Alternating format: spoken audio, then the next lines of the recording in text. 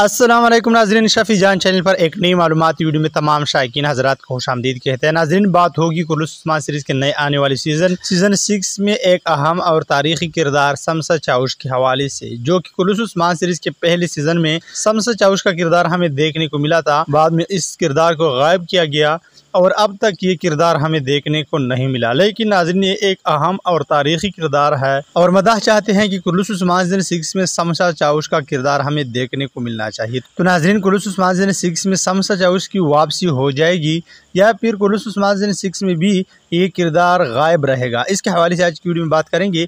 इसीलिए आज की मुख्तसर वीडियो को आखिर तक लाजमी देखिए, साथ साथ में वीडियो को लाइक और शफ़ी जान चैनल को सब्सक्राइब करें।